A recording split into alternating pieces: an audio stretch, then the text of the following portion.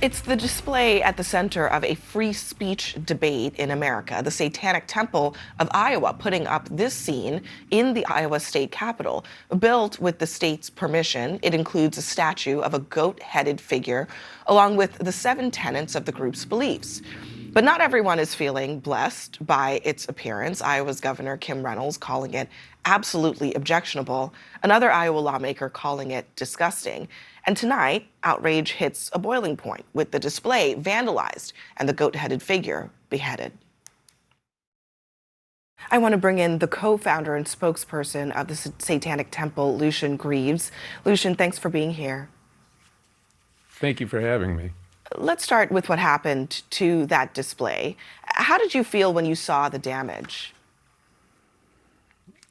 Well, they had prayer rallies, they protested us, they denigrated the local government for following the law and opening the public forum to all viewers, and they still felt the need to tear down the statue or the display that was put up by our Iowa congregation. I think it was a real act of cowardice. It's cowardice dressed up as heroism.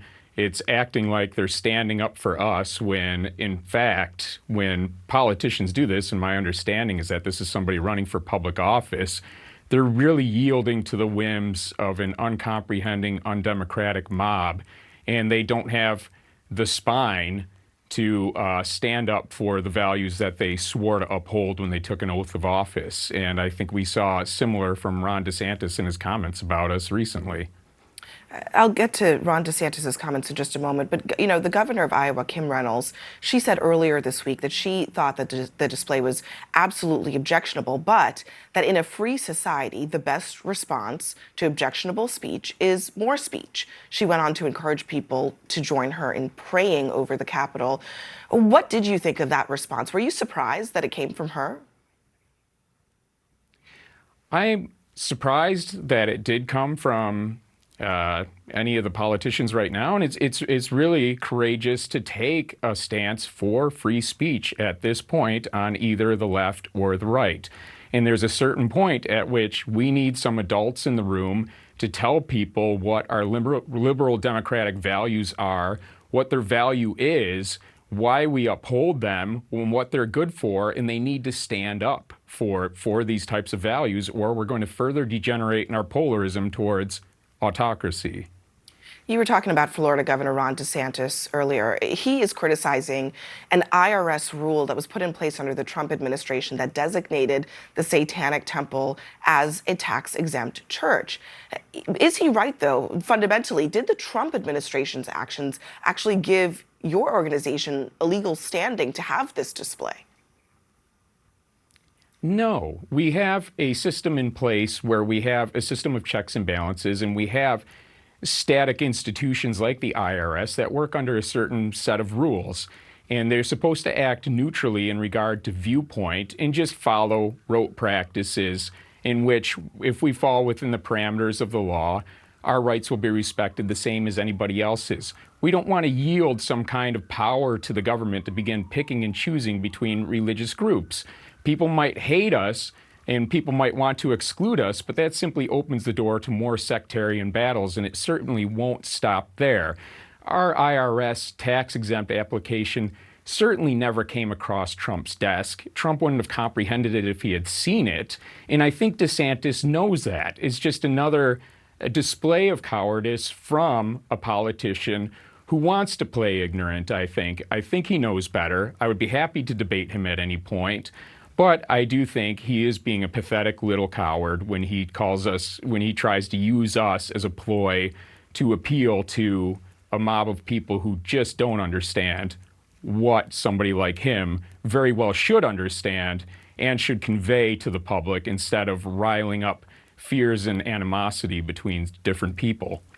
So what should we understand about the Satanic Temple group? What is the actual message that you're trying to convey? Many people would look at the name and they would say, is it satanic worship? We're a non-theistic organization, but honestly, I feel that the beliefs that we hold take second place to upholding these values that I was speaking of. There's books available about us. There's been a film about us. We have a website. There's articles written about us all the time.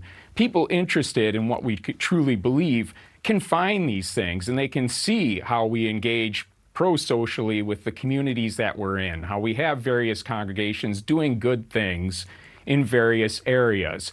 If they don't like the symbolism behind what we're doing, if they don't like the mythological construct that we appeal to, that makes no difference. It's far greater evil, I think, to allow the government to begin, as I said, picking and choosing, elevating one religious voice over another, because that's a downward spiral. And that's not what we stand for, and that's not what liberal democracy stands for.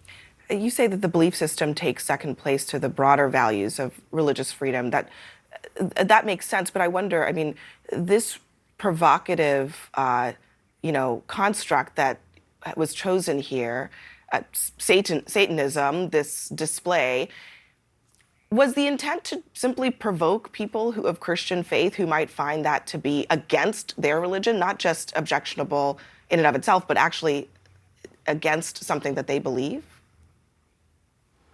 Well, for one thing, no, we don't do this just to provoke and offend them. But I also want to offer the caveat that even if that were what we were doing, even if we were offering criticism of mainstream traditional religious organizations, I would defend our right to do that. And that's why I have a difficult relationship with that kind of question. I really think, though, that if people did learn about us, they would find much less objectionable than they think. But some people aren't willing to do that, but our public office holders should do a better job, and they should have more elevated standards. All right, Lucien Greaves, thank you. Very interesting conversation. We appreciate it. Thank you.